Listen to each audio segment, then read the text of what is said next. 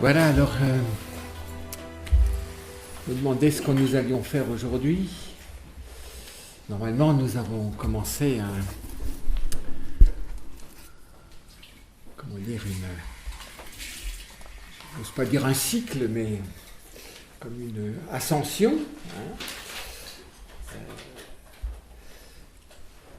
pour découvrir en fait qu'est-ce que c'est que notre intelligence.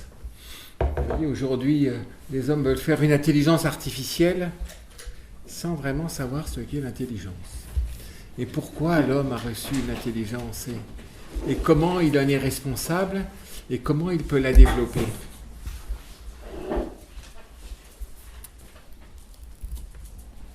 Et l'homme peut-il se déployer, peut-il croître, vivre? Qu'est-ce qui se passe? Qu'est-ce qu'il y a? C'est bon.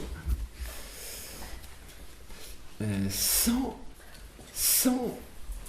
quelque sorte, sans réaliser ce qu'est c'est l'intelligence, parce que on peut faire un peu le meilleur et le pire avec l'intelligence. Dans l'Apocalypse, c'est bien montré symboliquement, et combien la bête de la mer, qui est en quelque sorte une intelligence qui est gouvernée par le dragon. Au fond, c'est une intelligence orgueilleuse, mondaine, qui s'exalte elle-même, finalement conduit l'homme à la catastrophe, quoi. En tout cas, met l'humanité dans une situation d'impasse. D'où l'importance de retrouver vraiment notre intelligence. Être intelligent, c'est pas être malin, c'est pas être habile, c'est pas être rapide, c'est pas être futé, c'est pas être je sais pas quoi, ni être brillant, ni être... vous voyez, tout ça, c'est autre chose. Qu'est-ce que c'est? C'est de devenir capable, vivant, de la vérité. De la vérité. C'est la question de la vérité. Du vrai. Et comment la vérité, c'est qu'il y a de plus nécessaire, vous voyez, c'est comme le bon air pour nos poumons. C'est comme la lumière pour nos yeux. Si on était tout le temps dans les ténèbres, c'est terrible d'être tout le temps dans les ténèbres. Ou d'être dans un air pollué constamment pour respirer. Ou bien pour notre odorat être dans la puanteur. C'est pas drôle, dans des égouts. Voilà. Et puis, etc. Donc, la place de la vérité. Donc, nous avions commencé à voir comment l'intelligence peut se réveiller, en quelque sorte. Nous sommes tous intelligents, mais il y a besoin qu'elle se réveille. Sinon, elle dort, ou alors elle se laisse égarer, quoi. Je suis, vous voyez, je pense que tout le monde pense, je suis la pensée commune, je l'utilise pour, je sais pas, pour faire mes comptes, pour jouer des jeux sur Internet. Il faut être un peu futé comme ça. Alors, voilà, je passe des heures à ça, mais qu'est-ce que je fais de mon intelligence, oui? En fait, c'est ça, la question finalement philosophique de la philosophie. Pourquoi faire de la philosophie? C'est vraiment contribuer au réveil de mon intelligence, à l'éveil de mon intelligence. Et alors qu'elle soit vivante. Pas seulement réveillée, mais vivante. Et si possible, perspicace. Donc capable de profondeur. Mais en même temps, aujourd'hui, c'est la fête de la miséricorde.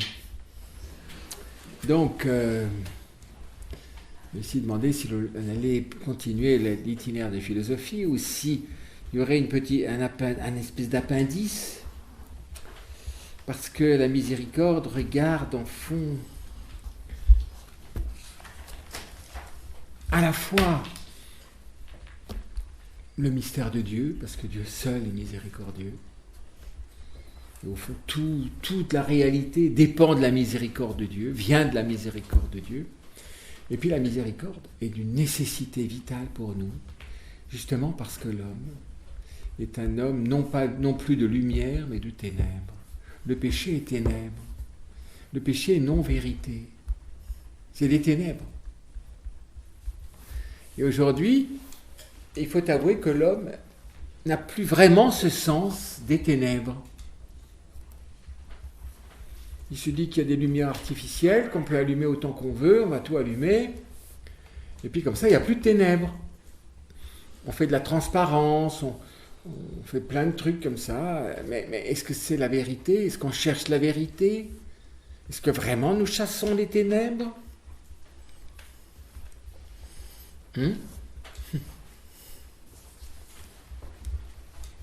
C'est pour ça que le corollaire de cette nécessité de la vérité, c'est aussi cette nécessité de la miséricorde.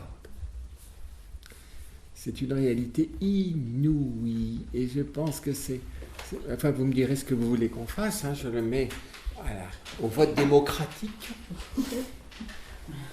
On peut même voter à bulletin secret, pour être sûr qu'il n'y a pas de... Mais c'est une réalité inouïe, dont nous ne mesurons...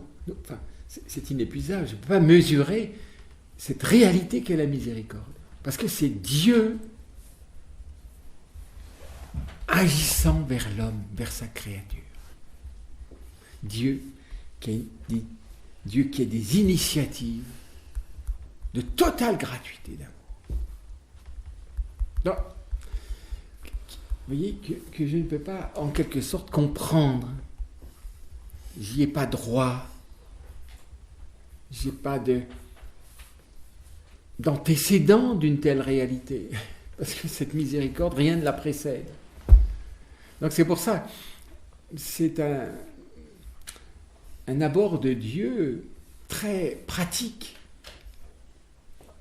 très vital, et lié justement au combat pour la lumière. Parce que sans lumière, il ne peut pas y avoir d'amour. Sans vérité, tout amour se corrompt. Tu ne peux pas garder l'amour en dehors de la vérité. Ce n'est pas le vécu de l'amour qui va garder l'amour, non. Le vécu de l'amour va le corrompre. Il faut la lumière. C'est pour ça que la promesse du don de l'Esprit Saint, du Paraclet dans Saint Jean, il s'appelle l'Esprit de vérité. Quand il viendra, lui, l'Esprit de vérité, il vous conduira à la vérité tout entière.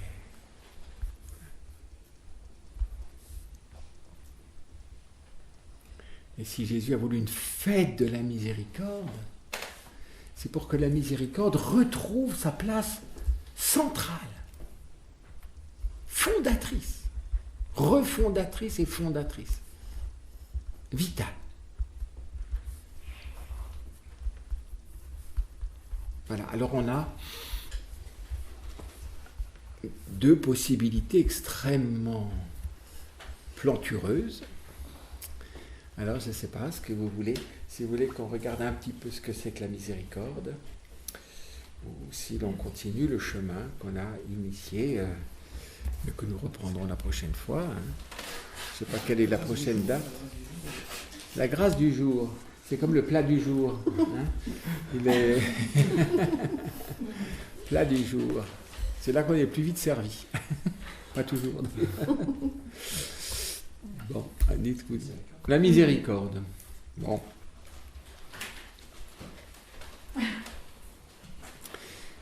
Je vous disais dans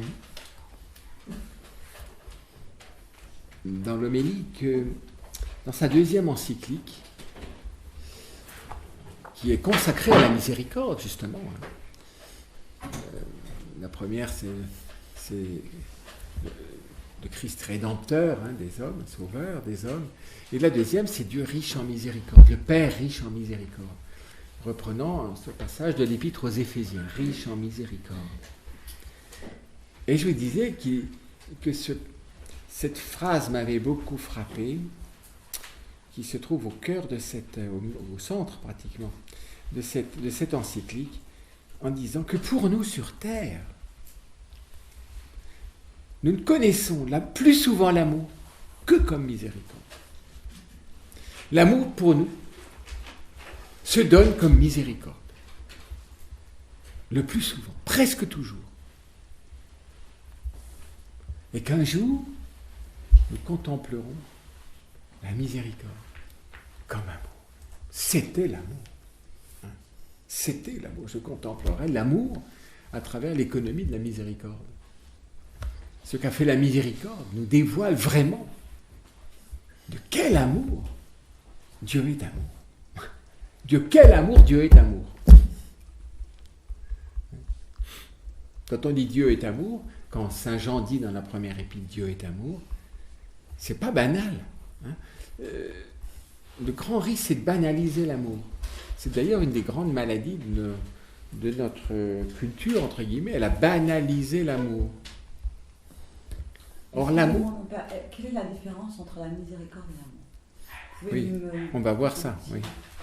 Oui, parce que c'est une forme, c'est une manifestation, c'est un exercice particulier de l'amour de Dieu, de la miséricorde.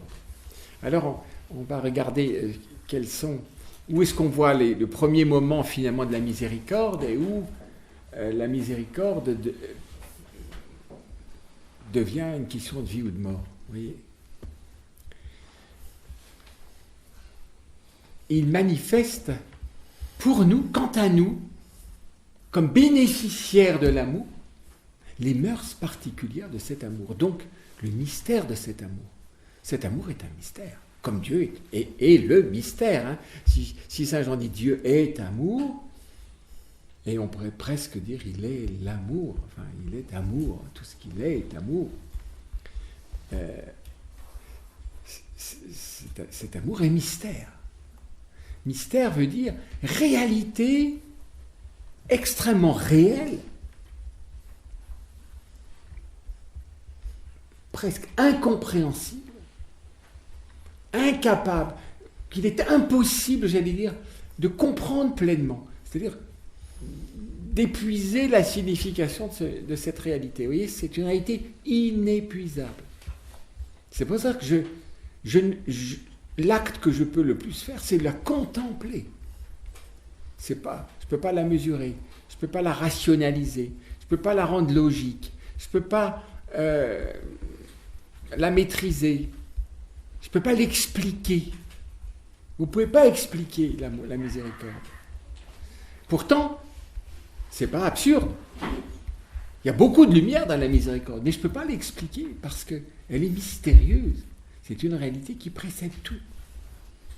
Vous voyez ça? C'est pas un coup d'éponge, c'est pas passer à la douche. Voilà, tu vas te laver un peu. Vous voyez, c'est ça la miséricorde. C'est un détergent qui enlève la crasse. Vous voyez. Bon, on dit ça pour les gamins quand on leur montre la nécessité du sacrement de la réconciliation. Alors il faut que tu te fasses décrasser. Mais voilà, c'est pas un détergent, c'est autre chose. C'est le mystère de l'amour pour nous. Pour nous, de beaucoup de manières. Et d'une manière vitale, parce que nous sommes morts. Nous étions morts. Hein, ça va jusque-là.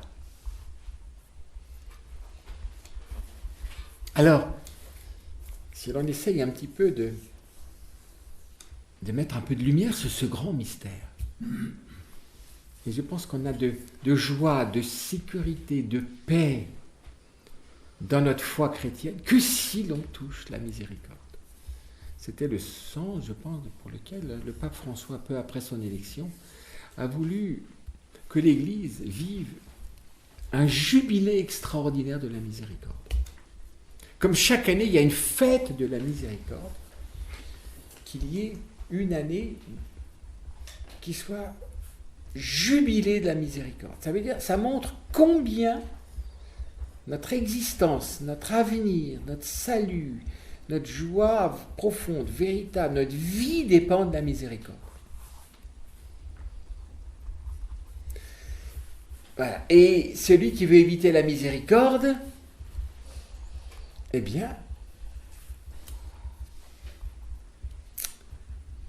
ce que dit Jésus là, le soir de Pâques, ben, ceux qui évitent la miséricorde, eh bien, ils ne peuvent pas connaître la paix. C'est-à-dire, ils font corps avec leur péché. Non, c'est moi, je ne le quitterai pas, c'est moi, non. Donc, ceux à qui vous remettrez les péchés seront remis, ceux qui vous ne les remettrez pas, ben, ils ne leur seront pas remis. Mais ce n'est pas discrétionnaire, vous voyez, ce n'est pas le prêtre qui va décider, ou l'évêque qui va dire, bon, maintenant, on va remettre 30% des péchés. Bon, je décide 30% pour aujourd'hui, et puis bon, bah, tant pis pour les 70% que... Oui, ce serait discrétionnaire, j'applique. Non, pas du tout. C'est-à-dire, j'entre dans le fait que Dieu sonde les reins et les cœurs, parce que, comme toujours, l'amour ne s'impose pas. Et l'amour demande un cœur vrai, qui soit vrai pour le recevoir. Je peux être de mauvaise volonté. L'homme peut vraiment être de mauvaise volonté. On l'oublie, ça. Or, dans le Gloria, à Noël, il est dit paix aux hommes, paix, vous voyez, toujours cette même paix, hein, paix aux hommes de bonne volonté. Pas seulement paix aux hommes qu'il aime. Paix aux hommes qu'il aime, oui. Maintenant, est-ce que les hommes reçoivent son amour? On peut dire que tout homme est prédestiné à la paix, mais tout homme ne s'ouvre pas à la paix. C'est ça la bonne ou mauvaise volonté. Donc je préfère, je ne sais pas ce qu'on aura comme traduction l'année prochaine, mais si ce sera nouveau, paix aux hommes de bonne volonté. En latin, c'est bone voluntatis, hein, de bonne volonté. De bonne volonté. Alors qu'est-ce que c'est que cette mauvaise volonté, cette bonne volonté? C'est la question de la liberté de l'homme. Et c'est le mystère finalement de la création. Quel est le premier moment de la miséricorde de Dieu? Qu'est-ce qu'il y a dans la miséricorde de particulier?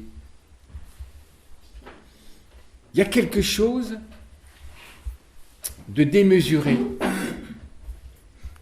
On dirait, dans notre monde, dans notre langage actuel, de pas logique. On dirait de démesuré. Qui s'exprime peut-être encore par un autre attribut. Il y a une gratuité totale. C'est un acte d'amour, vous voyez, qui n'est mérité en rien. Au fond, qui n'est mesuré que par Dieu lui-même. Une initiative de Dieu. Quelle est la première initiative absolument gratuite de Dieu? Qu'est-ce que vous diriez? Ben oui, c'est la création. Et il ne faut jamais oublier ça, que le fait que j'existe et que tout existe n'est pas le fruit d'un processus. Qu'est-ce qui se passe?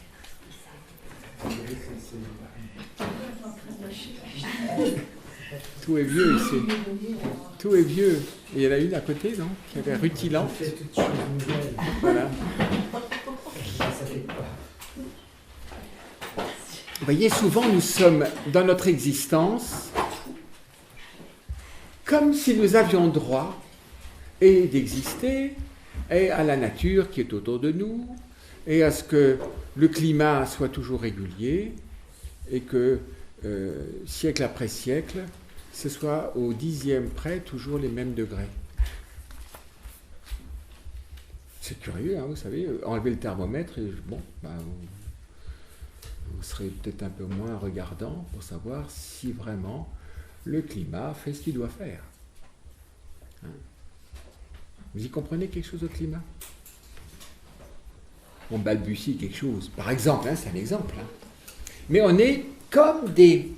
Vous voyez, on pourrait dire comme des espèces de roitelets qui pérorent et qui qui exige, qui juge. Qu'est-ce que c'est que ça?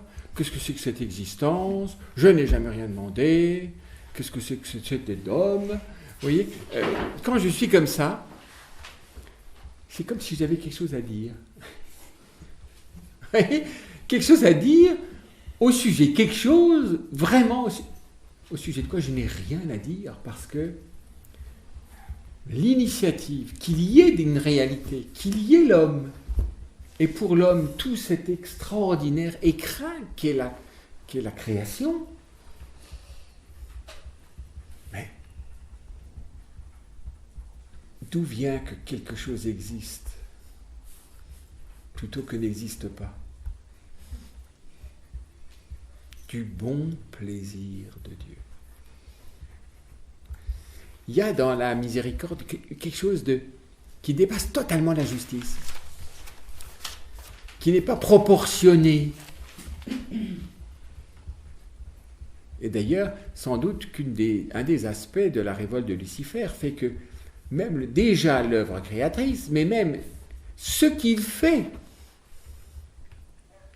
a l'air fou. Si la création avait été une œuvre absolument logique, il n'y aurait aucune rébellion angélique. Le plus parfait en haut, le plus pauvre en bas, chacun à sa place, comme les notes dans la gamme, et donc règne comme du papier à musique. Vous voyez, tout se fasse comme ça, non, tout est vraiment normal, tout est selon la logique et la justice.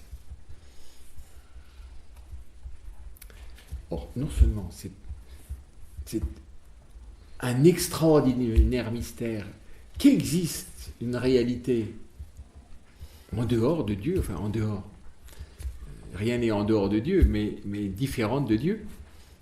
Dieu donne de l'exister à des êtres. C'est une donation gratuite. Dieu n'a pas besoin de créer. Vous voyez, on pense souvent que Dieu a eu besoin de créer, qu'il doit se prouver ce qu'il est, qu'il doit prouver qui il est à travers ce qu'il fait. Comme nous quand on fait quelque chose, c'est très rare que, à travers ce que nous faisons, il n'y ait pas un besoin ou de se prouver ou de prouver aux autres ce dont on est capable, ou qu'on est quand même bon, ou qu'on est capable, qu'on est doué, qu'on est, vous voyez, rien de cela en Dieu. Dieu n'a besoin de rien d'autre en dehors de lui-même. Et il n'est pas égoïste. Hein.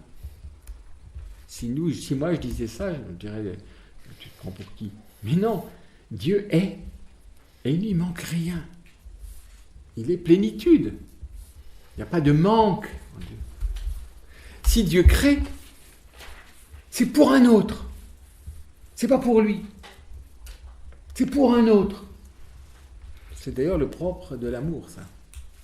D'agir, pas pour soi, mais pour un autre. Pas pour un besoin personnel, mais pour un autre. Pour un bien, pour le bien d'un autre. Pour la joie d'un autre.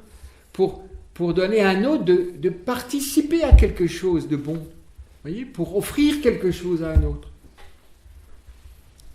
C'est le sens du cadeau, au grand sens. Hein. Le cadeau est symbolique de ce que c'est vraiment aimer.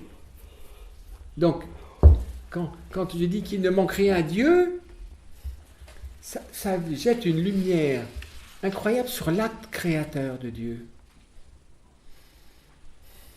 Pourquoi Dieu a-t-il créé? Quel est cet acte? Alors qu'il n'en a pas besoin. C'est un acte de pure largesse, une pure donation. C'est un don. Donc c'est gratuit.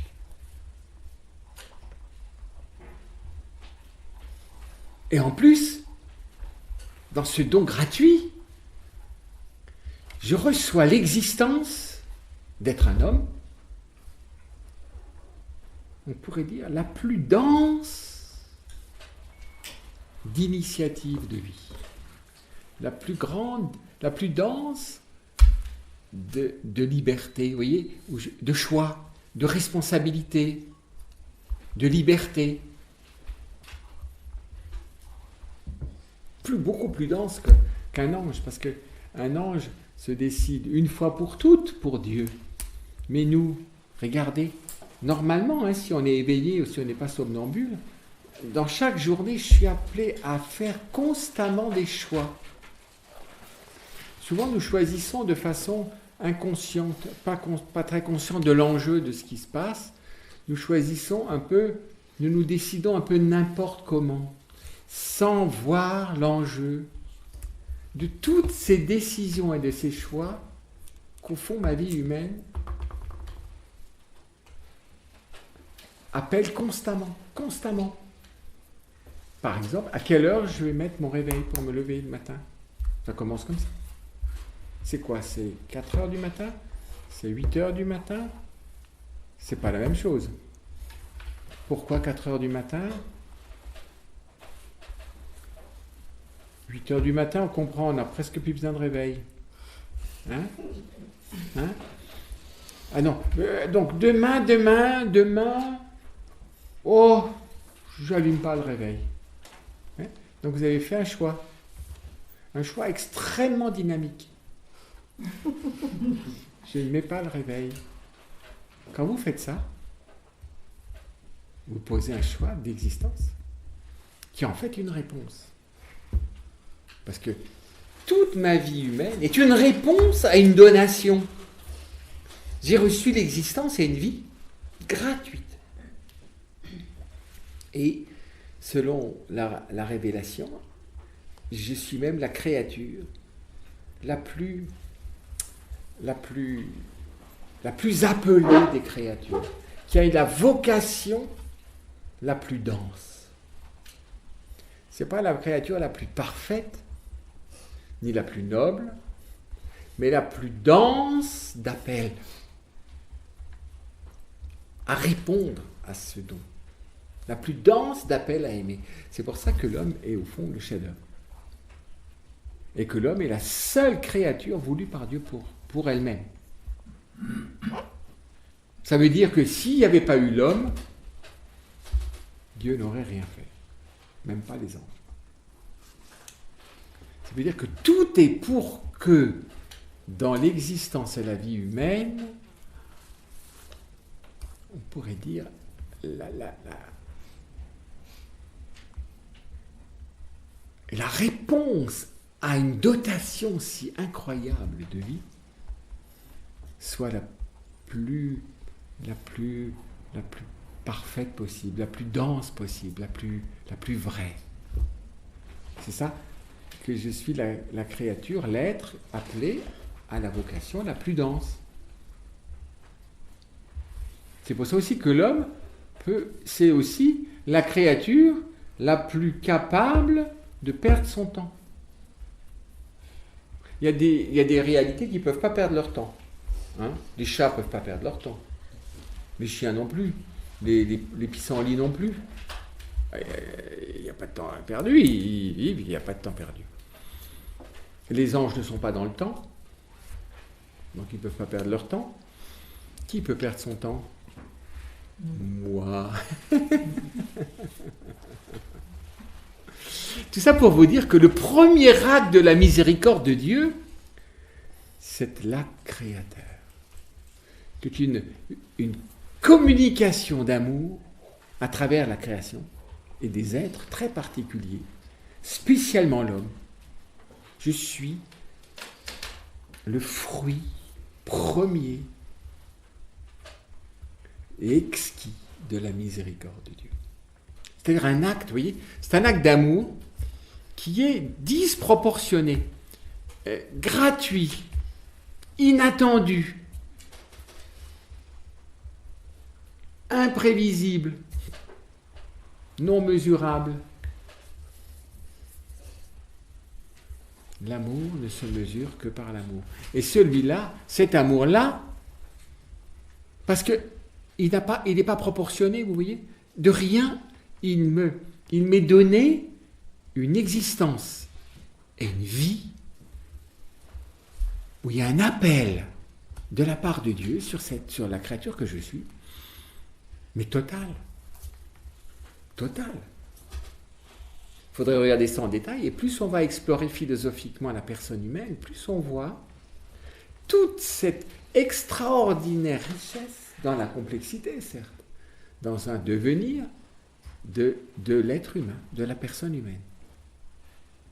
C'est pour ça que la personne humaine est vraiment le chef-d'œuvre de la création. Et quand une personne humaine est vraiment vivante selon le cœur de Dieu, alors c'est un chef-d'œuvre vivant. Alors vous voyez, Adam était le premier chef-d'œuvre, eh bien ça n'a pas duré longtemps. Parce qu'à cause de ce don de la liberté, puisque cette créature vient de l'amour et donc est prédestinée à l'amour, donc est libre. Là où il y a l'amour, là est la liberté. Et donc là est aussi le risque du mal. Parce que le mal vient d'une orientation de ma liberté vers autre chose que ce qui est vrai. Parce que ce qui n'est pas vrai ne peut pas être bon. Vous voyez ? Par exemple, le meilleur bien que je reçois peut devenir mauvais. Quel est le meilleur bien que je reçois ? Ma vie. Qu'est-ce que je peux faire de ma vie ? Ma vie est remise entre mes mains. Est-ce que je vais vivre pour moi-même ? C'est-à-dire, je vais faire de la vie, au fond, mon Dieu. Vivre pour soi, c'est finir par idolâtrer sa propre vie. La vie qui est pourtant le plus grand bien va devenir une idole. Je vis pour moi. Et ça, par la liberté. Vous voyez, ma liberté fait que je choisis de vivre ma vie d'une façon contraire au pourquoi profond de ma vie. Donc à la vérité de ma vie. Hein ? Là, on voit pourquoi j'ai besoin de la vérité, pourquoi j'ai besoin de la lumière. Et pourquoi, saint Paul va dire, afin que notre vie ne soit plus à nous-mêmes, mais au Christ, à Dieu, hein, qui est mort et ressuscité pour nous, il n'est pas mort et ressuscité pour lui, hein, etc. Il nous a fait comme premier don fait aux croyants l'Esprit Saint. Hein, dans la 4e période eucharistique, ça vient des le 2e épître aux Corinthiens. Donc vous voyez, ma liberté peut faire d'un plus grand bien une occasion de chute.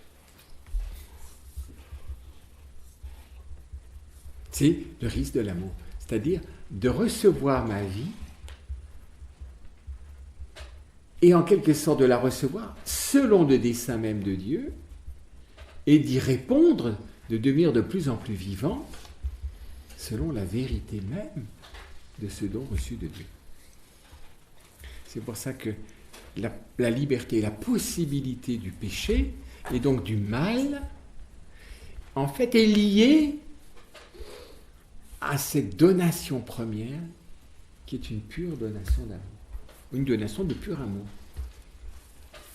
Hein ? S'il n'y avait pas d'amour, il n'y aurait pas le risque du mal.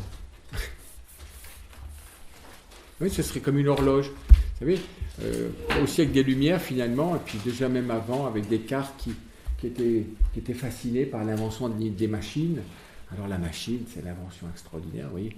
Et aujourd'hui, on est encore plus idolâtre des machines, puisque au fond, le transhumanisme, finalement, c'est le règne des machines. Et des machines alors sophistiquées, avec voilà, tout ce qui peut se faire aujourd'hui, avec les technologies avancées, tout ça. Alors ça devient incroyable. Et donc, je pense tout en fonction d'une machine.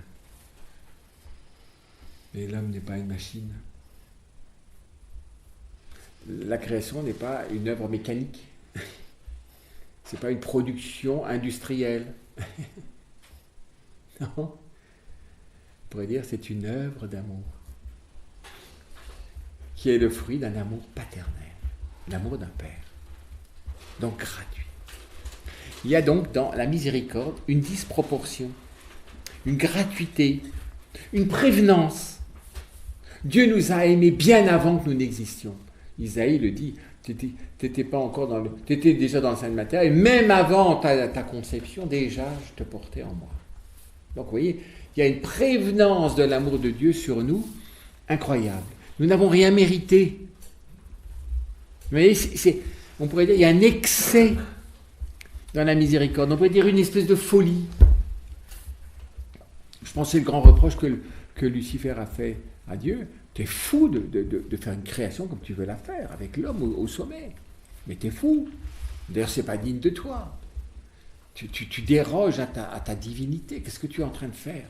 Mon père, il a dit ça parce qu'il savait que l'homme allait chuter aussi, ou non? Qui ça? Lucifer. Non, que l'homme allait chuter, il ne savait pas. Mais il s'emploie à le faire chuter. Et parce qu'il est jaloux. Puisque Lucifer, aussi noble soit-il, est appelé à servir le dessein du Créateur de Dieu sur l'homme, pour l'homme.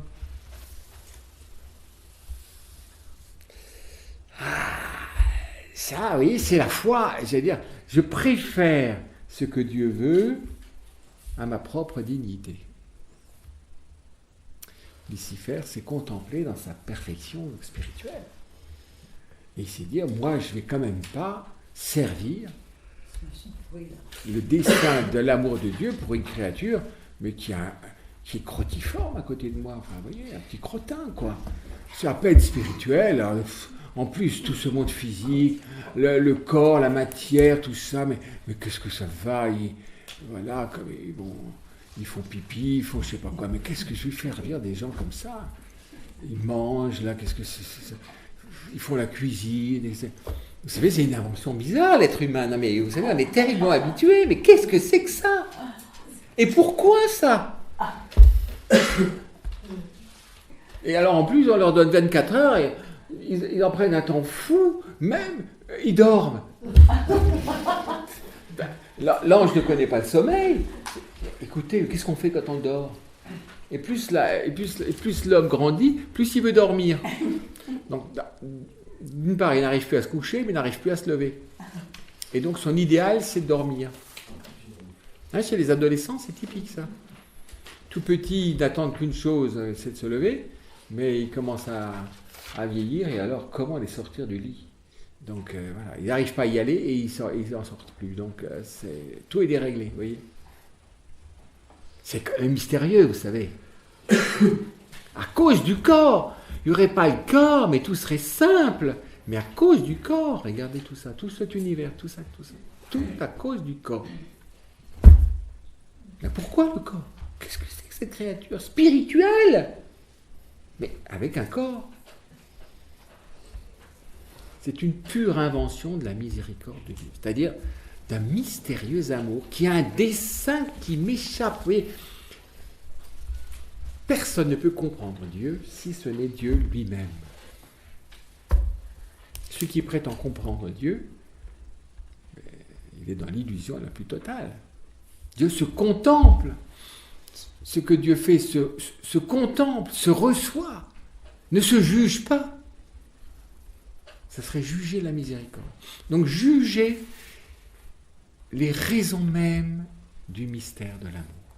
Ça serait juger l'amour. Si vous jugez l'amour, vous le tuez. Enfin, en tout cas, vous tuez. Vous ne tuez pas l'amour parce que vous pouvez pas tuer Dieu, mais vous tuez. Vous sortez de l'économie de l'amour. L'orgueil a jugé l'amour. Si je juge l'amour, je tue l'amour. Enfin, pour moi, l'amour n'est plus ma raison de vivre. Si je le juge. Alors, je vis pourquoi? Donc, vous voyez, à cause de ce mystère de la liberté est possible le péché. Et donc, la mort spirituelle de l'homme. Qui est un immense malheur. Notre-Dame, c'est rien à côté. Mais c'est une icône de ça.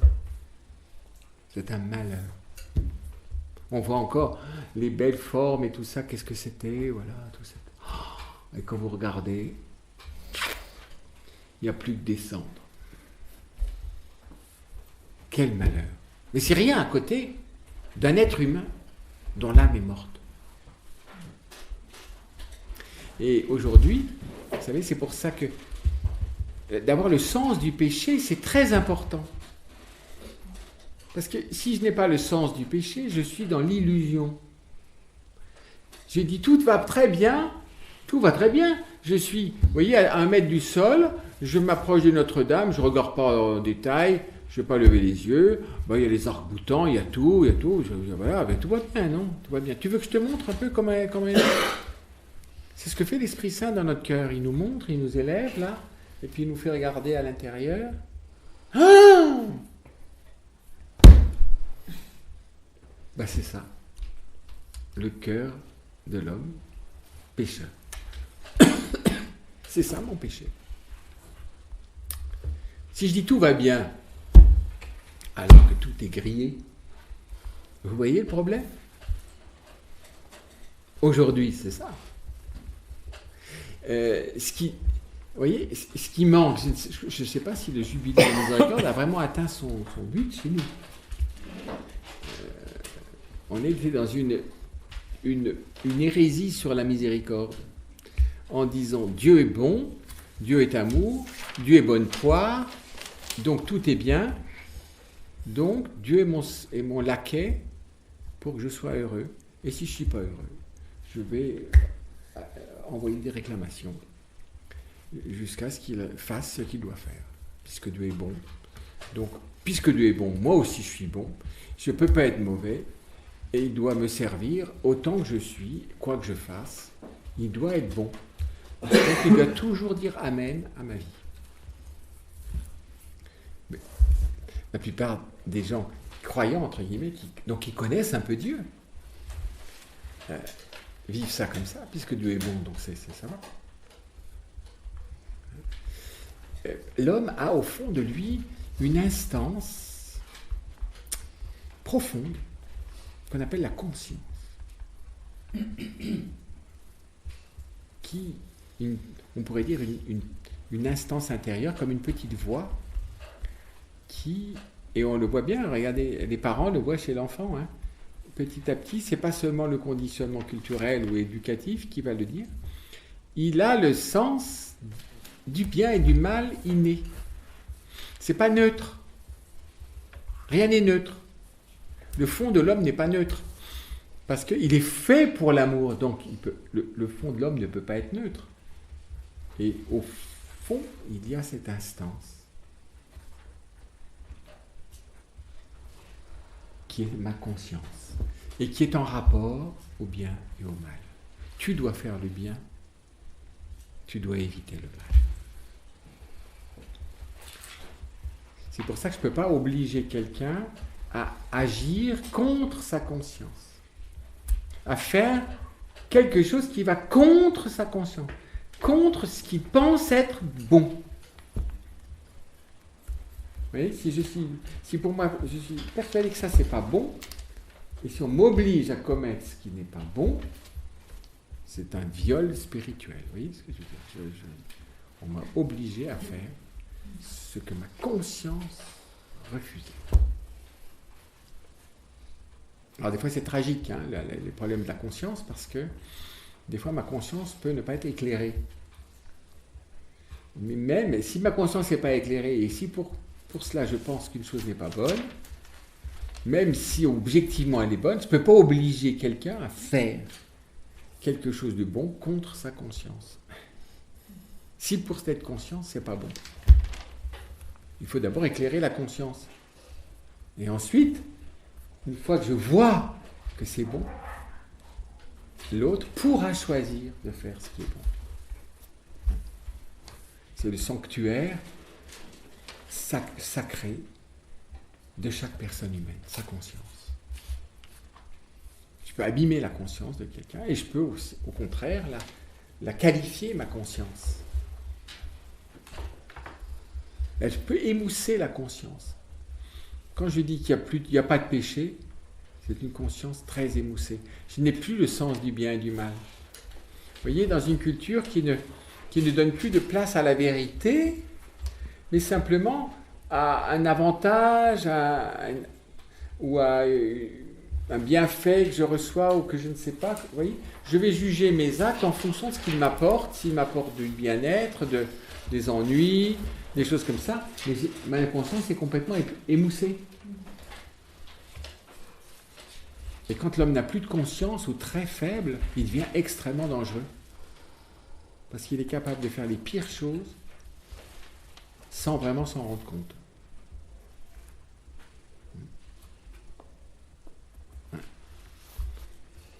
La conscience, c'est quelque chose de très important.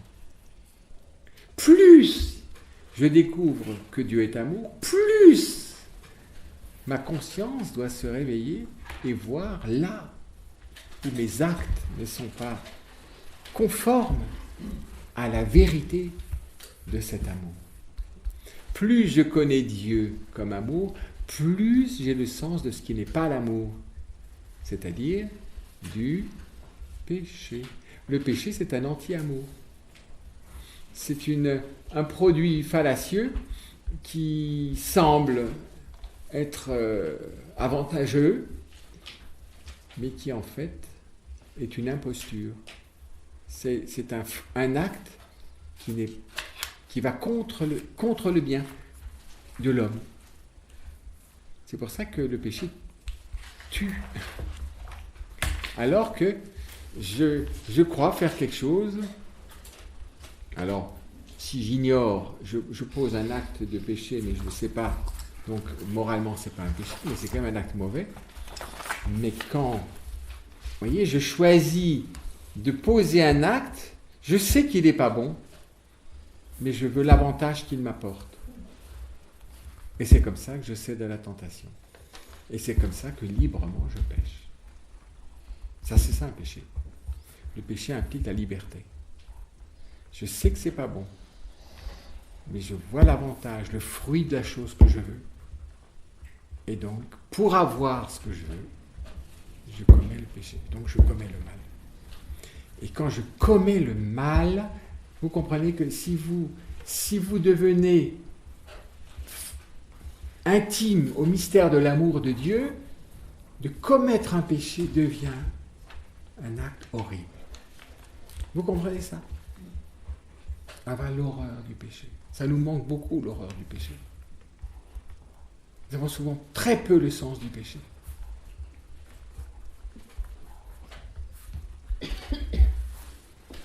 Un sens mauvais, un sens immature, si j'ose dire, du péché, c'est être désolé de ne pas pouvoir pécher, parce que si je pêche, je risque de ne pas être sauvé, mais c'est la mort dans l'âme que je ne pêche pas. Parce que si je pêche, mettons, j'engage mon éternité d'une façon négative. Vous voyez, je risque d'être perdu. Donc, j'aimerais bien pécher, mais malheureusement, comme c'est dangereux pour mon salut, je dis que la mort dans l'âme, je ne pêche pas. Donc, en fait, je ne suis pas convaincu que le péché est mauvais. Vous comprenez ça? Je l'aime, le péché. Et d'ailleurs, on dit même, c'est mon péché mignon. Ça veut dire, laisse-moi ça. Je comprends pas. Qu'est-ce que vous ne comprenez pas? Le péché mignon? Vous, par exemple, vous êtes gourmande. Je ne sais pas vous, hein, mais enfin, c'est un exemple très, très, très rarement réalisé d'être gourmand. Pardon, je vous taquine là. Tout le monde peut se sentir concerné. J'aime, je ne sais pas quoi, moi, je ne sais pas ce que vous aimez, le chocolat, mais de manière, vous pouvez aimer le chocolat, ce n'est pas un péché. Mais que l'amour pour le chocolat passe avant des choses primordiales de votre existence. Vous faites du chocolat en partie une raison de vivre, le lieu de votre repos. C'est ça le péché de gourmandise. C'est donc une idole. Et donc pour le chocolat, je vis pour le chocolat, pour le plaisir que me donne le chocolat. Donc le plaisir et la jouissance chocolatière devient quelque chose que je veux. Alors j'ai dit, non, mais oui, d'accord, je suis d'accord, la gourmandise, c'est pas bien, tout ça. Ouais. Mais enfin, laissez-moi le chocolat, parce que, on va dire, c'est mon péché mignon. C'est un péché, mais mignon. Donc, c'est un péché pas mignon, tellement mignon qu'en fait, c'est vraiment pas un péché. Et donc, laissez-moi ça. Vous voyez? Alors, les péchés mignons, il y en a beaucoup. Ce qui fait qu'au fond, je veux qu'on me permette d'avoir une accointance avec le mal pour le bien apparent qu'il me procure. Vous comprenez ça? D'où le péché mignon. D'où le péché mignon. Mais c'est monstrueux en soi. Il n'y a pas de péché mignon. De dire péché mignon, c'est dire, au fond, le péché fait partie de ma vie. La vie telle que Dieu me l'a donnée ne me satisfait pas du tout. Je fais des suppléments pour ma vie avec le péché. Alors c'est tous les péchés que vous voulez, et spécialement qui touchent la tempérance, la gourmandise, le péché d'orgueil, le fait de dominer. Il faut quand même que j'ai mon mot à dire, parce que si j'ai pas mon mot à dire, je peux pas vivre. Laissez-moi mon mot à dire. Oui, mais est-ce que c'est bon pourquoi tu veux ton mot à dire? Mais oui, parce que moi, j'ai ma place à moi. Moi, je suis vraiment autre que vous tous, et moi, il faut que je puisse vraiment vous dire à tous ce que vous devez faire. Le péché mignon, c'est comme la phrase « c'est pas bien méchant ». Voilà, c'est ça. Vous voyez, quand je dis « c'est pas bien méchant », je me donne le droit, je me mens à moi. Je me mens sur la vérité. Donc, je me donne le droit au péché. Ce qui est grave. Tout le monde le fait. Mais oui, parce que ça veut dire, vous voyez, qu'on est contaminé. Et qu'on ne se... vous voyez, c'est à partir du moment où je reçois le Christ vivant, la vie du Christ, l'humanité du Christ vivant dans mon cœur, que je commence à voir, mais que je suis parasité. Mais c'est pas l'homme, ça. Oui. Donc ça veut dire jusqu'à c'est pas grave. Mais tout le temps. Aujourd'hui, on est arrivé tout le monde, c'est pas grave, c'est pas grave. Mais c'est pour ça que je dis, le c'est pas grave, c'est la négation du péché. C'est la négation du péché. Et pourquoi c'est pas grave? Dieu est une bonne poire. Vous voyez? Mais c'est une perversion monstrueuse. Plus j'ai le sens de l'amour, plus je suis devant quelqu'un qui aime, plus je suis obligé par l'amour, si je veux dire. L'amour m'oblige, dans le sens, c'est pas qu'il m'oblige, dans le sens, mais si je veux être vrai, il faut que je me convertisse à l'amour. La conversion, c'est une conversion à l'amour. C'est une conversion à la vie. Et vous voyez le mal grave que réalise le péché dans l'âme. Pourquoi l'homme ne peut pas se libérer par lui-même de ce mal? Il ne peut pas se guérir lui-même. Il ne peut pas se pardonner lui-même. On dit pardonne-toi. Bon, alors ça c'est dans la culpabilisation, psychologiquement. Il ne se pardonne pas les choses qui se font. Mais au fond, il faut se pardonner les choses. Non, il faut accepter que je suis un pauvre être. Oui, je suis misérable. Mais je ne dis pas que c'est bien d'être misérable. Je suis misérable. C'est la vérité. Et dans ma misère, je suis mauvais. J'engage ma liberté dans ma misère. Parce que je suis complice de ma misère. Je ne suis pas seulement misérable, mais je vis de ma misère. Alors, c'est là que je pêche dans ma misère. Et ma misère, la plus grande misère, c'est le péché. C'est misérable de trahir l'amour. Mais je l'ai fait. Alors, qu'est-ce qu'on peut faire? Qui peut réparer la trahison de l'amour que j'ai posé? Il n'y a que l'amour qui puisse réparer la trahison de l'amour que j'ai posé. Et ça, c'est l'autre aspect de la miséricorde. C'est l'aspect du pardon, vous voyez, du salut. C'est l'aspect il me libère d'une réalité dont moi, je ne peux pas me libérer moi-même. Je ne peux pas, moi, résoudre le problème de mon péché. Comme si vous débranchez. Comment ? Comme si on vous débranchait. Je ne comprends pas bien, dites-moi. Débrancher Non. Dieu, tu veux dire? Non ? Quand on est libéré de... Ah oui, oui, oui. oui. Comme Ben, si on vous débranchait quand on pouvait... ben oui, on vous enlève un lien. Oui. C'est comme quand vous enlevez la laisse à votre chien. C'est ça. Parce qu'en fait, le péché vous tient. C'est pour ça qu'on est, ou selon une autre image, on est intoxiqué. C'est une vraie intoxication. C'est pour ça que le pardon des péchés, c'est la plus belle désintoxication. Des fois, on peut le vivre. Hein. Quand on vit vraiment le geste divin qu'est le sacrement de la réconciliation. Hein. Dieu me réconcilie avec lui. C'est extraordinaire ça. On comprend que je puisse, à un certain moment, Dieu me le fait toucher profondément. Mais vous savez, entre être réconcilié et ne pas l'être, c'est pas la même vie. Hein. Et quand je suis finalement, que j'ai un différend, même caché avec Dieu, c'est un poids. C'est un poids terrible. C'est pas Dieu qui est lourd, c'est moi qui continue de vivre avec cette trahison de l'amour, cette dette non reconnue d'amour.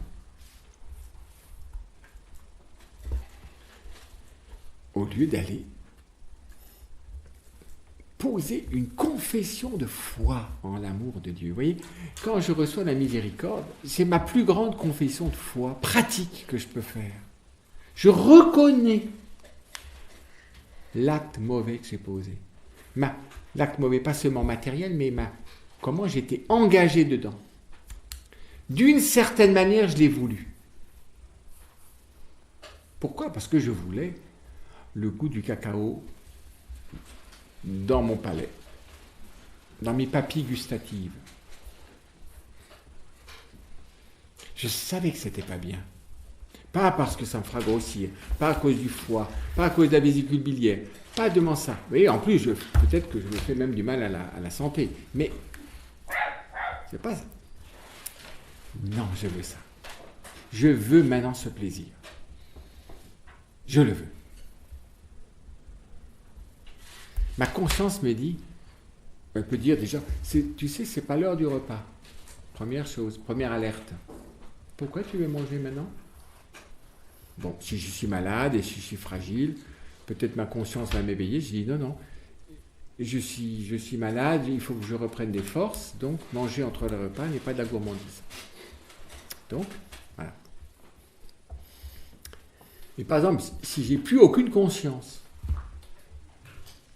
je mange quand je veux, ce que je veux, n'importe quoi, n'importe quand, n'importe quelle quantité, pourvu que ça me fasse du plaisir. Là, je deviens aveugle sur le mal que je finis par commettre sans liberté, puisque je n'ai pas la lumière sur la chose. Mais en même temps, je suis dans une logique qui abîme l'homme, qui commence à vivre pour le palais, vous voyez, pour le plaisir de la bouche, quoi. Et c'est pour ça qu'il a peur de la lumière. Il ne veut pas de lumière, il ne veut pas de vérité. Parce que si la vérité arrive, je vais voir. Mais ça ne va pas du tout. Je vis vraiment pour manger. Vous comprenez que à 95 ans, quand vous n'arrivez plus à rien digérer, oh là là, ça va être difficile. Vous allez demander d'être piqué. Parce que j'ai plus de raison de vivre. Les moules, je ne les supporte plus depuis. Les huîtres, encore moins, parce que ça ne passe plus. Bref, un forêt noire, non. Après, j'ai du diabète, donc pas de sucre. Après, je suis insuffisant cardiaque, pas de sel. Après, pas de poivre parce que je suis coléreux. Mais il n'y a plus rien dans la vie. Regardez dans l'impasse dans laquelle je vais. Je cours dans une impasse sans issue. Sans le savoir. Aujourd'hui, l'homme n'est pas éclairé. Il n'est pas éclairé. Mais il est intoxiqué. Et dès que je me tourne vers la lumière, je vais commencer à voir ce qui est mal.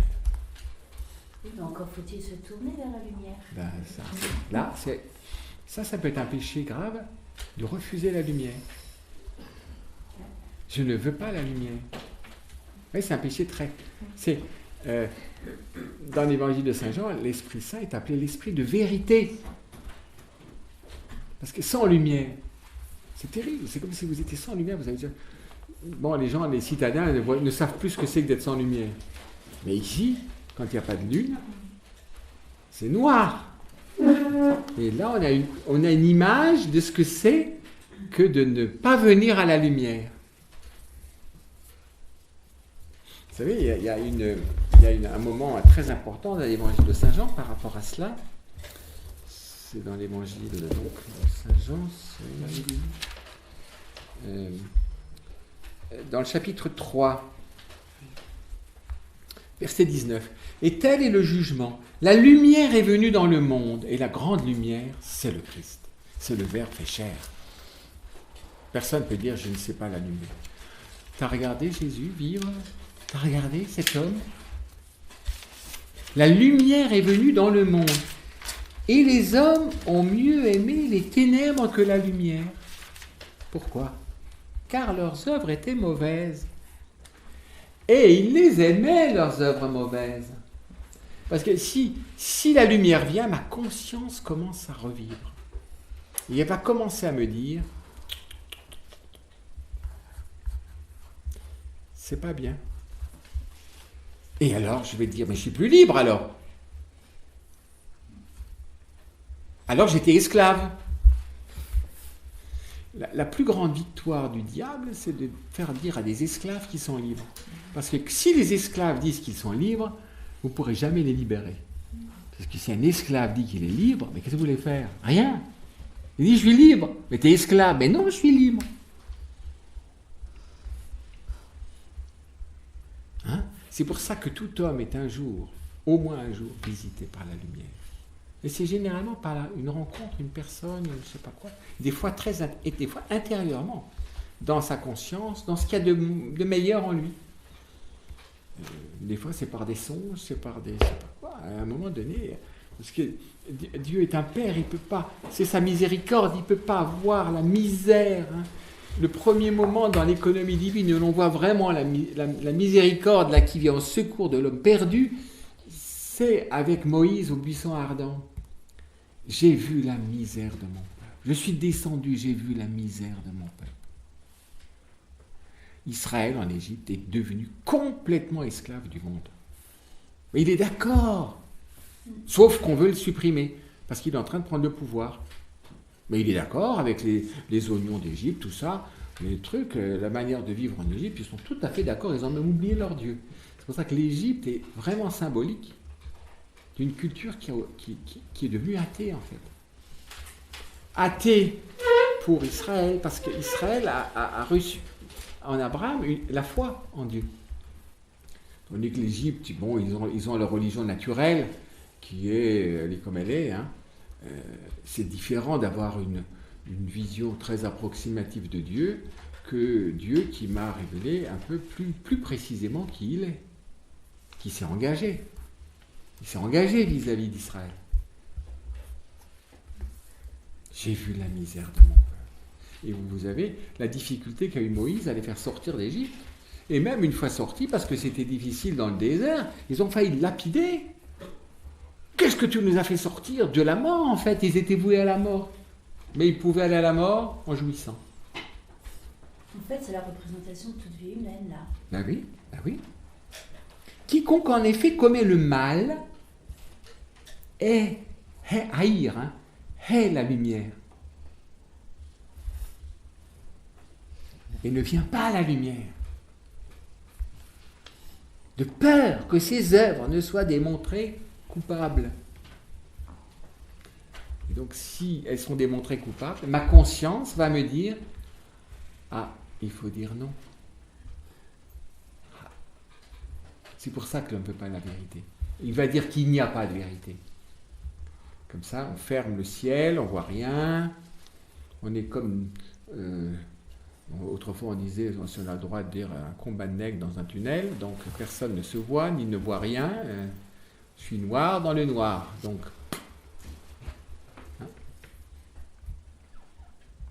Mais celui qui fait la vérité, d'où l'intelligence qu'on disait tout à l'heure,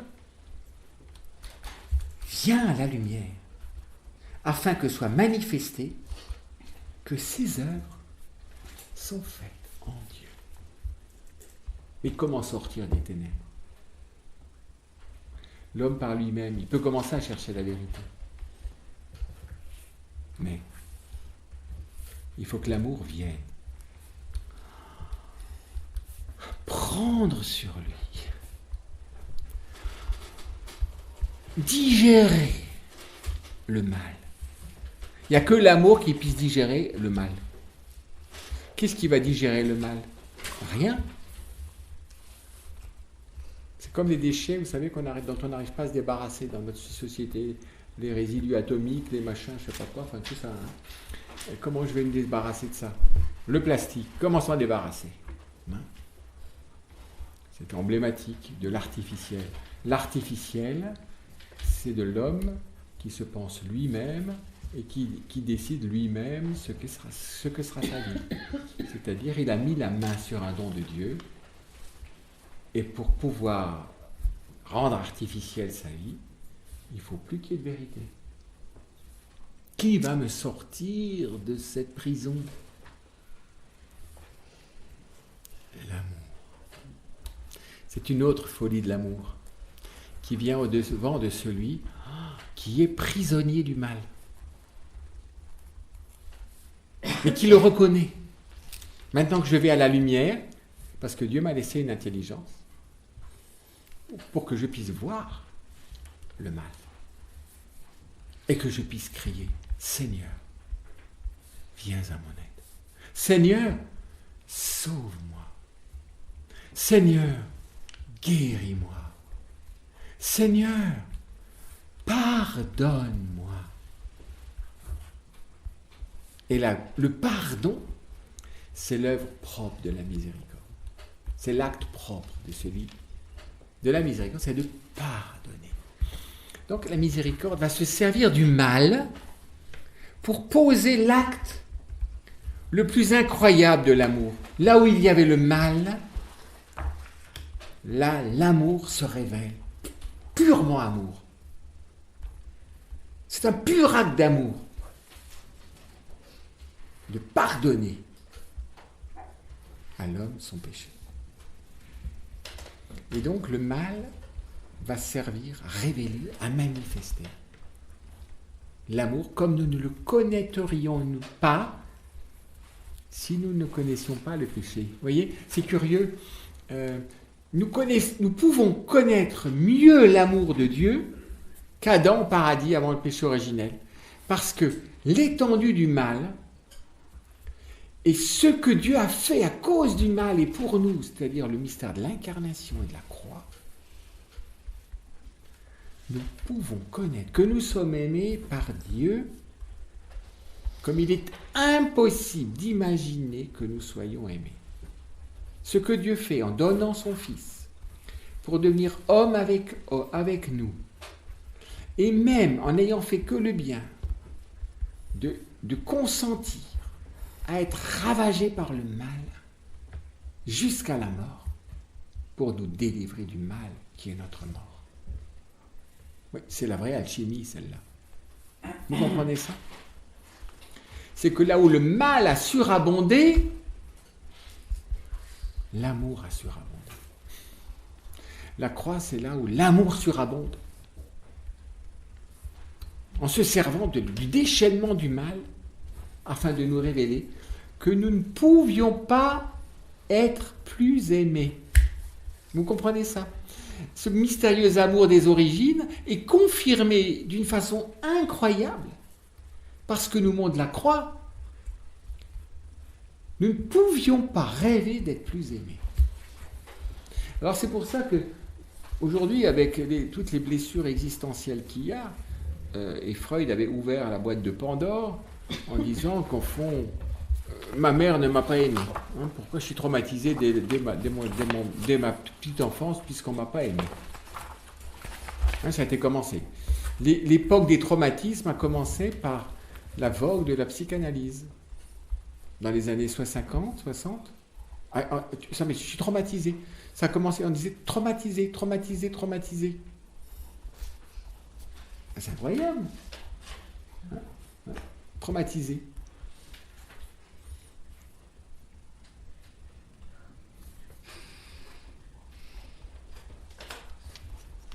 Alors, j'essaie de me débarrasser du mal en accusant quelqu'un d'autre. Et j'accuse qui? Bon, elle a peut-être beaucoup de défauts, ma mère, mais enfin, je dois quand même reconnaître qu'elle s'est occupée de moi. Et que si elle n'avait pas été là, si quelle personne ne l'avait remplacée, je n'existerais pas. Donc j'en viens à accuser la personne qui s'est le plus occupée de moi. Parce que si vous voulez accuser des gens qui ne sont pas occupés de vous, franchement, vous criez dans le vide. Hein. Pour avoir de la prise sur l'autre et pouvoir vous retourner, il faut que vous accusiez quelqu'un qui s'est occupé de vous. Parce que sinon, on dit, mais écoute, j'ai rien à voir avec toi. Qu'est-ce que tu cries, mais enfin, moi, j'ai rien à voir avec toi. Donc, il faut accuser. Bon, donc, c'est pour ça que ça commence comme ça. Et on pense qu'en accusant, oui, on va s'en sortir. Oui, on peut dire ce qui est. Oui, c'était difficile. Voilà, d'accord. Mais maintenant, comment cette situation qui est irréversible d'une certaine manière, vous ne pouvez pas reprendre le passé comme tel. Qu'est-ce que vous allez faire à votre mère si elle ne vous a pas exprimé d'amour, vous ne l'avez pas ressenti? On ne va pas chercher. Vous voyez, comment vous allez faire? Il faut qu'un amour plus grand vienne, j'allais dire, couvrir, j'ose dire, ressusciter ce lieu de douleur et peut-être même des fois de mort de l'humanité, qui est tellement faite pour l'amour que elle est vite blessée. Seul l'amour peut guérir le non-amour, ou le manque d'amour, ou le contre-amour, le mal. Et donc, c'est ce que fait Dieu. Alors, si on veut découvrir vraiment ce qu'est la miséricorde, et ne pas être des habitués de la miséricorde, des consommateurs prenant la miséricorde comme un dû, comme quelque chose de voilà, ben voilà, puis c'est tout. Je m'arrange avec lui, s'il est bon, et tout ça. Je vous invite à retourner peut-être à l'évangile. Je ne sais plus dans les synoptiques quelle est la version la plus extraordinaire, mais vous savez, du paralytique que l'on met au pied de Jésus. Alors pour une fois, Jésus n'a pas dit ce qu'il disait d'habitude. Devant les paralytiques, qu'est-ce qu'il disait? Lève-toi et marche. Lève-toi et marche. C'est ça la guérison de la paralysie, non? Alors, qu'est-ce que dit Jésus? Voyant leur foi. Comment il a vu leur foi? C'est que des gens, des amis, des proches sont venus le porter sur le brancard, sont montés sur le toit, ont ouvert le toit, l'ont descendu au pied de... Enfin, ils sont vraiment décarqués. Il y a de la charité fraternelle, là, quand même. Ils sont... Voyant leur foi. Et ils ont tout mis en œuvre. Ils ont même détruit la pauvre maison où était Jésus. Je ne sais pas s'ils ont réparé le toit après. Enfin, je ne sais pas. Mais vraiment, ils attendent tout de Jésus. Vous attendez tout de moi. Mais je vais vous donner cette fois-ci le meilleur. Le meilleur, c'est pas lève-toi et marche. Non. C'est pourtant ce que nous, on attend aujourd'hui. Le meilleur, c'est ça. Lève-toi et marche. Comme ça, je peux reprendre ma petite vie dans le monde. Qu'est-ce qu'il dit? Voyons leur foi, Jésus dit, tes péchés sont pardonnés. Ah! Alors les pharisiens, les scribes étaient là, ils blasphèment, ils n'ont pas tort, hein, parce que Dieu seul peut pardonner les péchés. Sauf qu'ils sont incrédules sur le fait que c'est Dieu qui est là. Mais c'est vrai, Dieu seul peut pardonner les péchés. Ceci dit, tes péchés sont pardonnés. C'est extraordinaire ça. Et alors qu'est-ce que dit Jésus? Pour que vous croyiez que le Fils de l'homme a le pouvoir sur terre de pardonner les péchés. Je te le dis.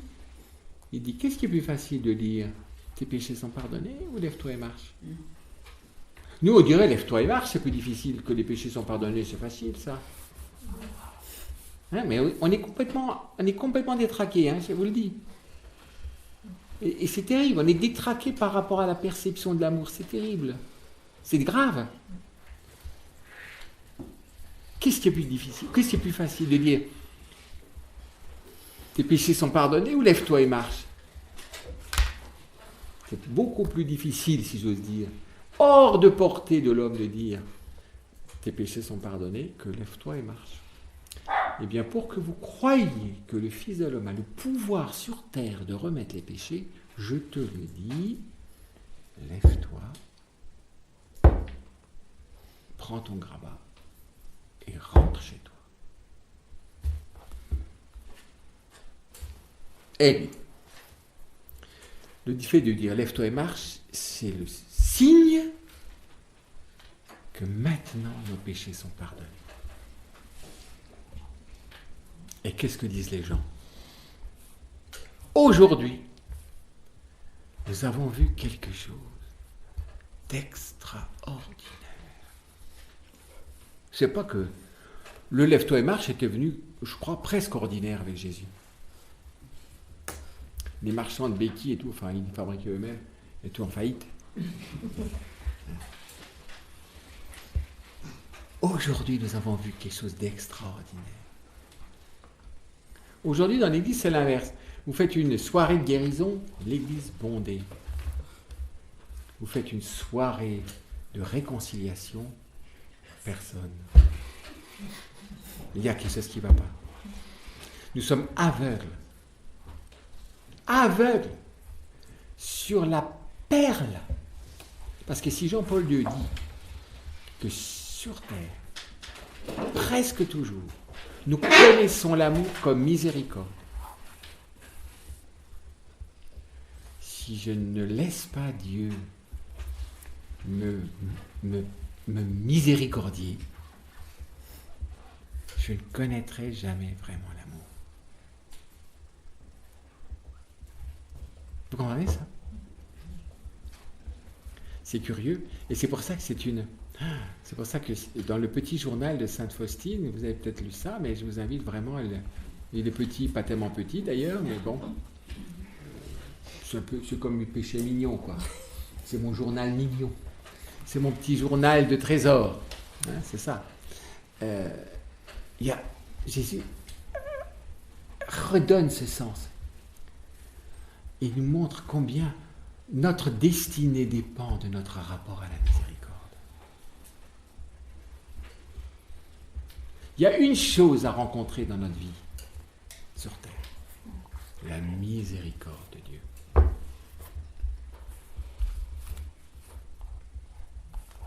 La miséricorde de Dieu. Et cette miséricorde de Dieu, vous comprenez, elle demande la lumière. Parce que sans lumière, je ne la chercherai jamais. Je serai comme un sanglier qui se vautre dans la bauge.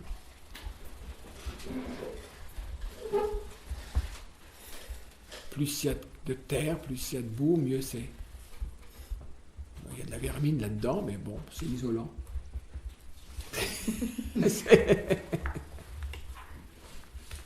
Alors, on est devenu très très psychologique, très psychique, très sensible psychologiquement. À dire c'est psychologiquement impossible. Puis alors il y a un être humain qui est là. Mais commencez déjà avec Dieu. À demander pardon à Dieu.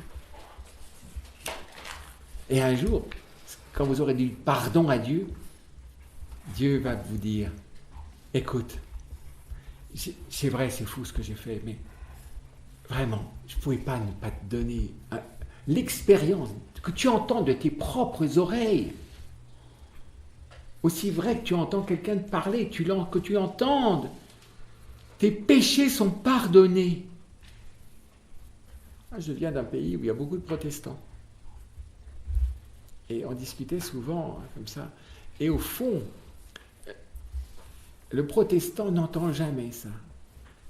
Tes péchés sont pardonnés. Et donc il a toujours un doute. Est-ce que Dieu m'a pardonné? Est-ce que je ne mérite pas le pardon? Comment savoir que j'étais vrai vis-à-vis de Dieu et que Dieu m'a pardonné? Alors on cherche des signes. Les signes, c'est que Dieu me bénit. Alors les signes, c'est que les affaires me réussissent, vous savez, que les choses soient favorables, que il y a des choses positives qui se passent dans ma vie. Hein? Et donc que mes affaires fonctionnent, que oui, ça marche, donc Dieu me bénit, donc Dieu m'a certainement pardonné. Mais si les affaires ne marchent pas, c'est que Dieu ne vous a pas pardonné. Ça m'a fait vraiment toucher le fait qu'en fait, le sacrement du pardon et de la réconciliation, quelque chose d'incroyable. Pour que je l'entende, il faut qu'il y ait un homme qui puisse me le dire, vraiment au nom de Dieu. Il est l'instrument. Donc c'est Dieu qui pardonne, c'est pas le prêtre qui... Enfin, il est l'instrument du pardon de Dieu. Et au fond, notre péché ne l'intéresse pas comme tel. Vous comprenez? C'est pas son affaire. Il s'intéresse pas à mon péché. Il l'entend, il l'écoute comme étant l'oreille de Dieu, et sa bouche va vous dire le pardon de Dieu. Et j'entends. Tes péchés sont pardonnés. Comme la petite Thérèse a entendu à un moment donné d'un prêtre qui avait été éclairé sur son âme, qui dit « Tu n'as jamais péché gravement ». Ah, ça a été pour elle. Alors, vous savez, elle était sortie de 10 années de la maladie du scrupule. Hein. La maladie du scrupule, c'est terrible. C'est pas la culpabilité réelle. Hein. C'est une maladie que je crois tout le temps que je suis coupable. Et donc, c'est terrible. Quoi que je fasse, comment me débarrasser de ça? C'est comme de la colle. Vous n'arrivez pas à vous... Mais, comment vous arrivez à vous débarrasser de la colle? C'est terrible. Mais c'est quelque chose d'analogue. Quand ce prêtre lui a dit... Jamais tu n'as péché gravement. Elle a entendu de ses oreilles, par un pauvre prêtre. Tu n'as jamais péché gravement. Elle qui était dans le scrupule.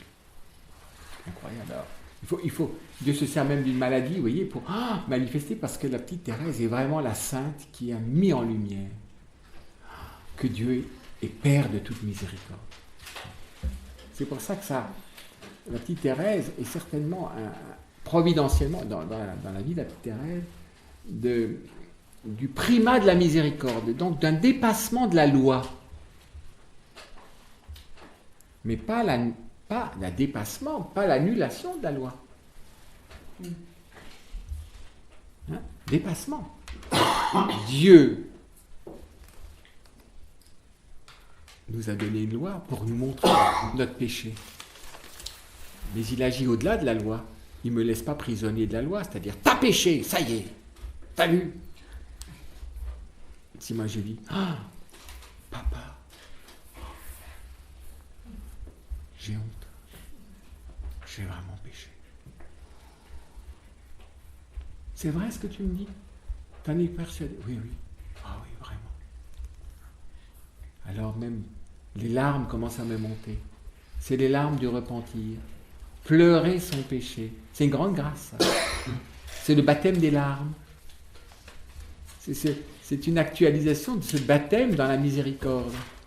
Mais nos frères orientaux, vraiment, sont très attentifs à ces larmes du repentir. Pleurer son péché.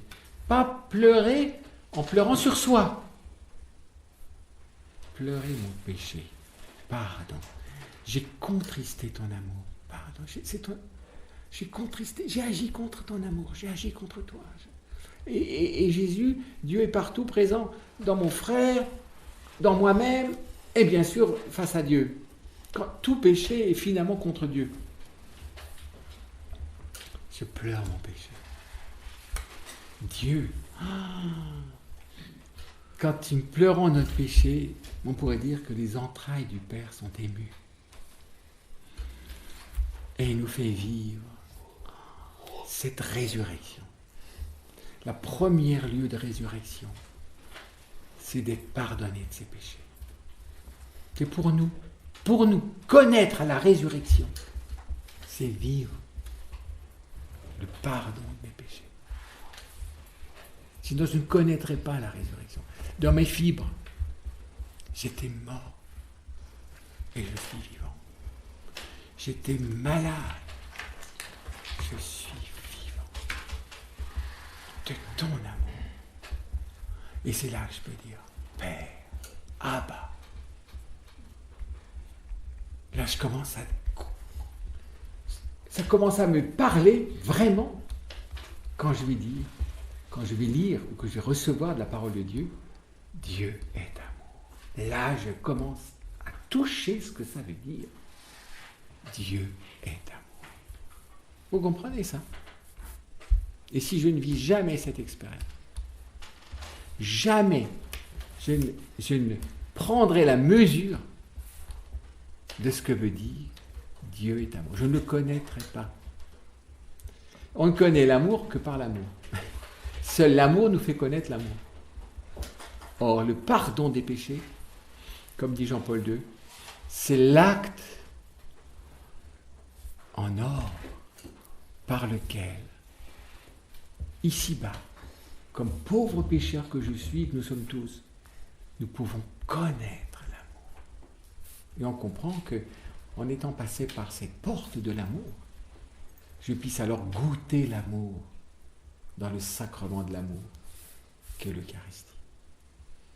D'où le lien entre ces deux sacrements. Je ne peux pas goûter l'amour si je n'ai pas laissé l'amour me ressusciter. Il faut être vivant pour goûter. Bon.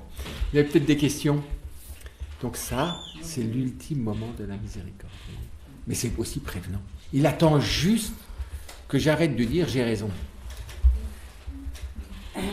C'est mon droit.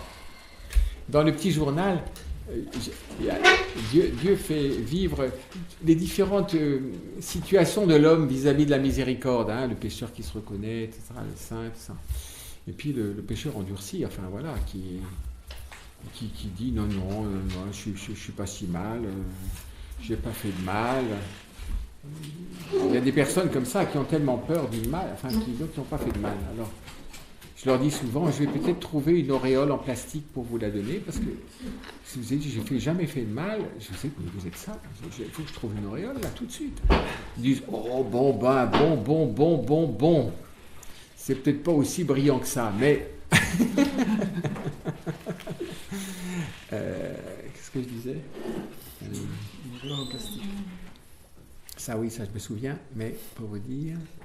Faustine, dans son livre... Ah oui, Dieu dit alors à l'âme qui ne voit rien de son péché, qui se justifie tout le temps, qui dit que voilà, les victimes des autres, que de toute façon les autres sont...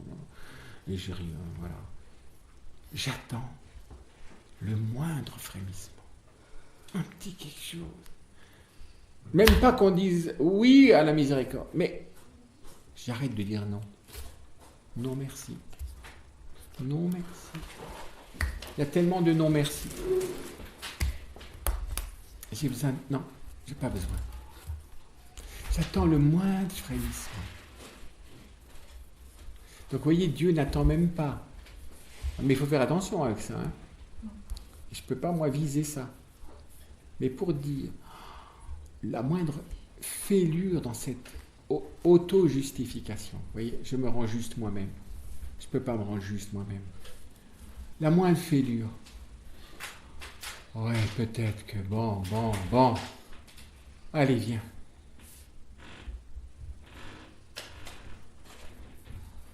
Mais je peux être une muraille infranchissable pour la miséricorde parce que Dieu va pas me violer. J'ai dit non, ça va. T'es sûr que ça va? Arrête de me culpabiliser. C'est pas de culpabiliser, mais je suis un peu inquiet. Moi, tu respires pas bien, tu boites, j'ai l'impression que tu vois vraiment pas clair. Pour moi, je vois un malade, mais toi, tu dis que je suis en bonne santé. T'es sûr que t'es en bonne santé? Tu le dis toujours? Ouais, je suis en bonne santé. Il va repasser. Ça va? Oui, très bien. T'es sûr que ça va? Je peux pas faire quelque chose pour toi? Tu veux pas que je te fasse les courses? Non, je marche très bien. Etc. C'est la cour. Dieu nous fait la cour dans sa miséricorde pour un jour que cette cuirasse d'autosuffisance se brise et que l'amour puisse venir nous inonder. Enfin, c'est une bonne inondation, vous savez. C'est à la fois un déluge purificateur et c'est une eau régénératrice et qui nous donne une vie nouvelle, qu'un nouvel esprit va animer, qui est l'Esprit Saint. Vous avez entendu dans l'oraison d'aujourd'hui ce que nous dit la première épître de Saint Jean quand il dit qu'ils sont trois à témoigner: l'eau, le sang et l'Esprit Saint. Par quel baptême tu nous as purifiés, par quel esprit tu nous as régénérés et par quel sang tu nous as rachetés. C'est les trois témoignages. Le triple témoignage, trinitaire, on pourrait dire. On pourrait dire que l'eau est appropriée au Christ, le sang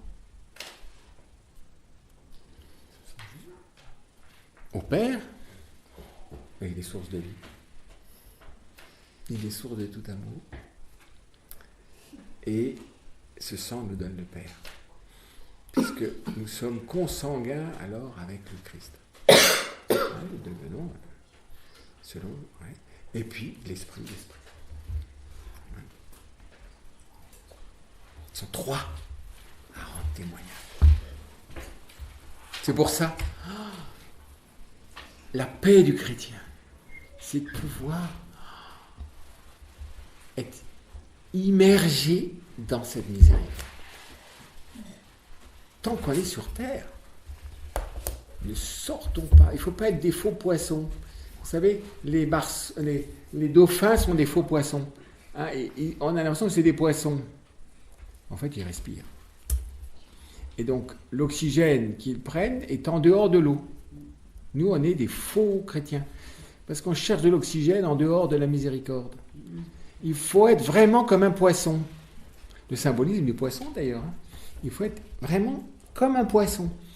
Je respire de la miséricorde. Et je ne triche pas pour sortir le museau là comme un phoque qui vient un peu de me régénérer en dehors de la miséricorde. Non, il faut être plongé dans la miséricorde. Et au fond, le baptême, c'est une grande plongée dans la miséricorde. Et toute liturgie est une grande plongée dans la miséricorde.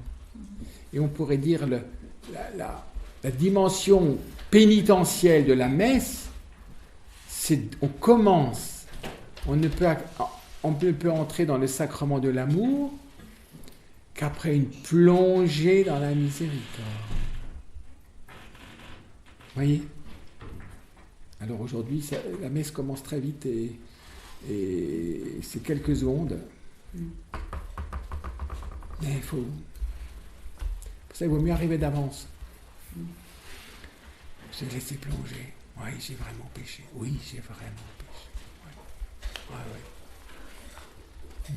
Ça veut dire qu'à chaque fois qu'on va à la messe, il faut examiner sa conscience pour nous éclairer sur le fait de pouvoir recevoir le Christ. Ben oui, mais Saint Paul le dit dans la deuxième épître aux Corinthiens. Éprouve-toi avant de communier. C'est pas du scrupule, c'est la vérité. Où est-ce que je suis?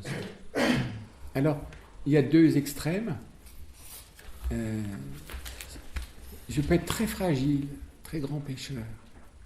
Et donc, je reconnais mon péché. Mais j'ai besoin d'une nourriture vivifiante pour remonter, j'ose dire, mon immunité. Donc c'est la communion du grand pécheur, mais qui se reconnaît vraiment pécheur. Et puis il y a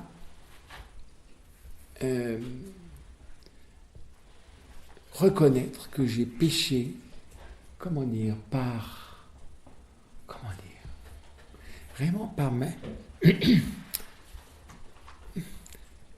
par méchanceté, par le mal. Alors non. Vous comprenez? Non. Non, mon cœur n'est pas en paix avec Dieu. Il faut que je laisse Dieu être Père. Il faut que je livre mon âme dans la vérité, à la bonté du Père. Alors je peux communier.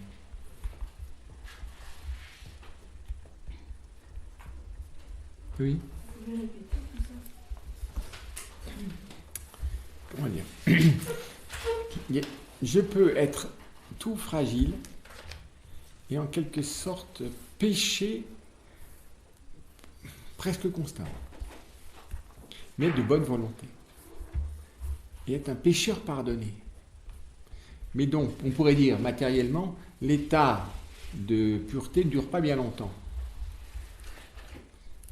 Il est malade, mais il est en train de recevoir la source de la guérison, et donc l'Eucharistie va le vivifier. Et donc il ne va pas pécher indignement. Il a besoin de cette nourriture. Il est venu pour les pécheurs. Je suis venu pour les pécheurs. Et il y a celui qui a... C'est une histoire de conscience. Oui, mais qui est éclairé. Qui est un pécheur, pas tellement par faiblesse, mais par malignité. J'aurais très bien pu ne pas pécher, mais j'ai consenti au péché. Là, je dois recevoir la miséricorde avant de communier au sacrement de l'amour. Vous comprenez ça? La différence? Hein, c'est cette conscience du premier cas. Je veux dire que le péché est plus fort que la personne qui fait péché. À cause du conditionnement qui est très très fragile. Mais il est vraiment de bonne volonté. Et donc on entend, je ne suis pas venu pour les bien portants, mais pour les pécheurs. Et il y en a, on pourrait dire qu'ils sont plus avancés, enfin en tout cas qu'ils ne sont pas aussi fragiles, mais qui consentent au péché. Ça, c'est incompatible avec l'Eucharistie. Le premier, il sait que le péché est là, qu'il risque de tomber. Il est de bonne volonté, mais il tombe quand même. Ce que dit saint Paul, je fais ce que je ne veux pas faire, et ce que je veux faire, je ne le fais pas. Et le premier, et le deuxième, par contre, lui, l'autre, il cherche pas il n'est pas vrai vis-à-vis de lui-même et par rapport à Dieu. C'est-à-dire qu'il a vraiment consenti au péché. Là, pour quelqu'un qui est conscient de son péché. C'est ça. Oui. Voilà, c'est ça. Oui. Et qui va volontairement communier, c'est ça après. Oui. Vous voyez, on peut dire que, vous voyez, par exemple, je peux avoir consenti à la colère. Par exemple, je peux avoir consenti à la colère. Quand il y a quelque chose qui est difficile, je peux être irrité, je peux commencer à parler un peu fort et tout ça. Et à un moment donné, vous pouvez ou non consentir à la colère. J'ai dit oui ou non. Si j'ai dit oui, je pêche gravement. Je reconnais. J'aurais pu dire non. C'est pas comme quelqu'un qui est qui est fragile et qui pêche, il pêche matériellement, il tombe, des péchés par exemple typiques de l'impureté par exemple, il y a des habitudes, des traits de fragilité que c'est pas du jour au lendemain que ça va disparaître. Enfin, sauf par grâce. Bon, et à un moment donné, Dieu me le fait travailler et il me met face à ma fragilité aussi pour que j'arrête de compter sur moi et que je sois humble. Donc il permet que je sois humilié par ma faute et tout ça. Donc vous voyez, tout ça est un chemin positif de salut qui a besoin de l'Eucharistie. Quand j'ai consenti à la colère, J'ai ouvert la porte au diable, hein, pardon, mais j'ai consenti à la colère. Là, il faut que je me pardonne. Pardon, j'ai consenti à la colère. Donc je me suis abandonné à la colère. C'est différent de quelqu'un qui est coléreux, et qui a l'habitude de ça, qui voilà, et il ne maîtrise rien, il va plutôt demander une aide au Seigneur. Fais Seigneur, libère-moi de cette colère qui trahit mes désirs de mon cœur, mais vraiment, voilà. Donc, celui-là, il a besoin d'être fortifié dans sa colère qu'il a. Vous comprenez ça? C'est le fort interne, ça, vous voyez. La vision du pape François par rapport à Maurice Laetitia, par exemple, c'est dans ces cas-là qu'on ne va pas réserver l'Eucharistie au parfait, alors que il est venu nourrir ceux qui étaient malades, mais qui sont un chemin de vérité. Mais vous voyez, ça demande d'éclairer la conscience. C'est pour ça qu'il le remet au fort interne. Moi, je peux très bien sentir le jour où je suis tenté, par exemple, de laisser la colère libre. C'est un péché grave qui va contre mon frère. Je l'assassine. Ça va contre mon frère. En laissant la colère, je ne regarde plus l'autre comme mon frère. Comme Caïn et Abel. Ça, je prends cet exemple, parce que généralement, on ne s'accuse pas trop, ou alors des défauts de colère, mais le consentement à la colère, à un moment donné, où je choisis la miséricorde ou je choisis la colère. Je choisis d'être miséricordieux ou je m'abandonne à la colère. Maintenant, si je suis coléreux de tempérament, je suis faible par rapport à la colère. Alors,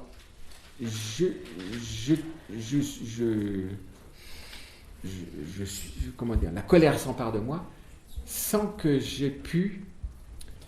C'est pas un acte où j'ai choisi de laisser la colère venir. J'étais submergé par la colère, vous voyez. Et donc je vais mendier au Seigneur. Je peux l'accuser parce que c'est quelque chose qui, c'est pas un péché au sens fort. Enfin, c'est un péché véniel, on va dire. Mais qui appelle un remède qui ne peut venir que de Dieu, parce que moi-même, je ne peux pas, moi, m'en sortir. Dieu n'aime pas que je veuille m'en sortir moi-même. Et il est touché que je vienne mendier sa chair vivifiante comme le médicament de vie, puisque c'est la chair qui m'a la plus aimée. Celui qui a trouvé un ami a trouvé un médicament de vie. Et c'est pas indigne. Vous voyez ? C'est pour ça qu'il faut être vrai avec sa propre conscience. Petit à petit, elle s'éveille.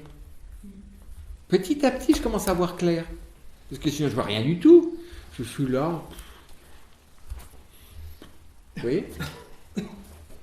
Et c'est horrible d'avoir pas de lumière. On reste médiocre sans le savoir, sans voir. On laisse le Christ mourir pour des prunes parce qu'il meurt de personne. Qu'est-ce que j'ai à le rapport? Tu meurs, tu étais sur la croix, qu'est-ce que ce rapport avec moi? Qu'est-ce que je vais faire avec ça? C'est pas bien beau, enfin, sauf si je trouve une œuvre d'art extraordinaire, mais j'en fais rien. Oh, il est mort pour moi. Vous voyez ça? C'est pour ça que cette fête de la miséricorde, il est mort pour moi.